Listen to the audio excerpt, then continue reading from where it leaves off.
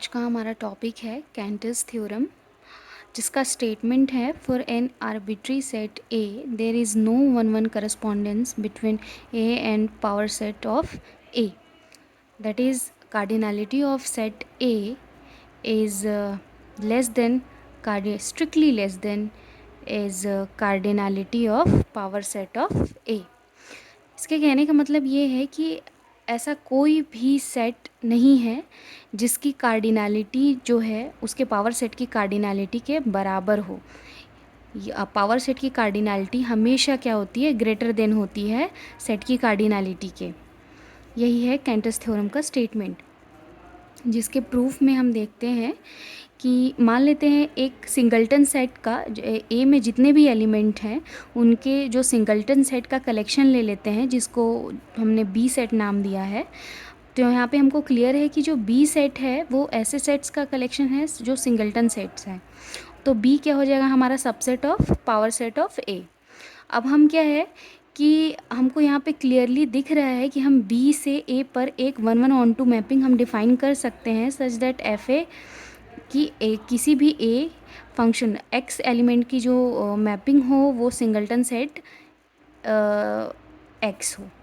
ठीक है, तो इस तरीके से हर एक ए के करस्पॉन्डिंग आपको इधर क्या बोलते हैं एलिमेंट मिलेगा, सिंगल यूनिक एलिमेंट, और हर एक बी एलिमेंट के करस्पॉन्डिंग इधर एक आपको एक एलिमेंट एग्जिस्ट कर जाएगा। तो ये मैपिंग आपकी क्या है, 1:1 है।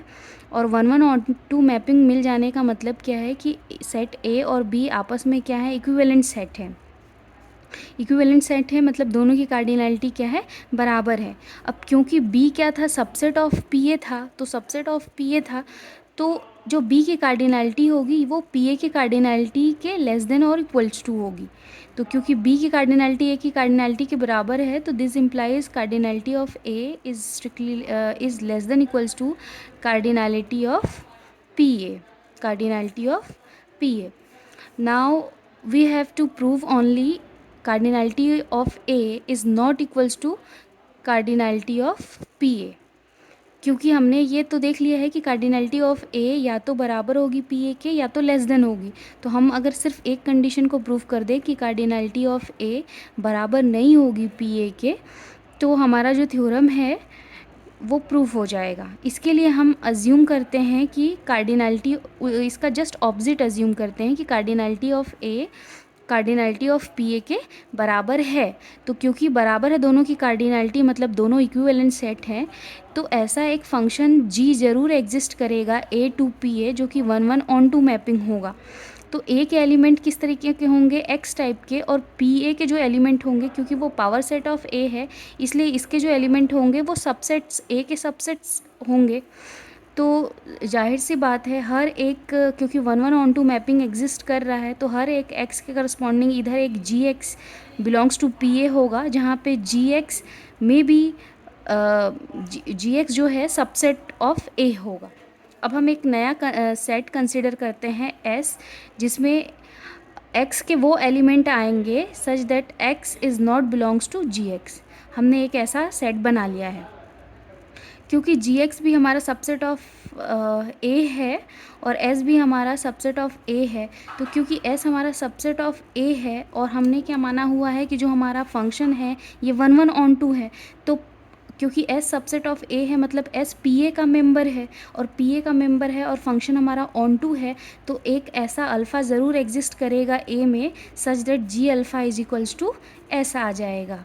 अब हमारे पास क्योंकि अल्फ़ा ए का मेंबर है तो हमारे पास दो कंडीशन है, या तो अल्फ़ा एस में होगा या तो नहीं होगा।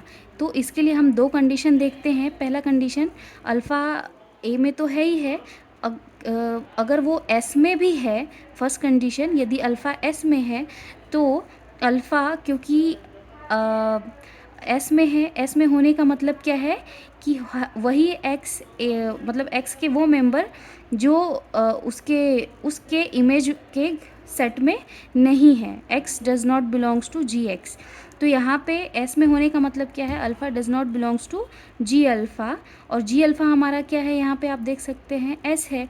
तो सीधा सीधा हमारा क्या आ जा रहा है, alpha does not belongs to s, जो कि एक कॉन्ट्राडिक्शन है। सेकंड केस देखते हैं कि यहाँ पे अल्फ़ा ए में है और अल्फ़ा अगर सपोज़ करते हैं कि एस में नहीं है, एस में नहीं होने का मतलब क्या है, क्योंकि एस में नहीं है हमने मान लिया, और एस बराबर क्या है, जी अल्फ़ा, तो हमने यहाँ पे क्या लिख दिया है, by 3 alpha does not belongs to g alpha.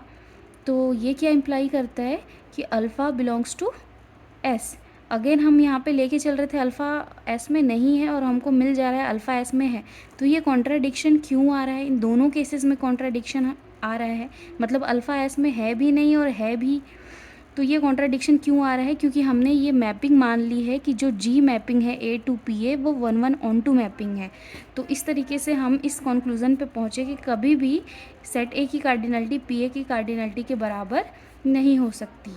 यही है हमारे थ्योरम का प्रूफ।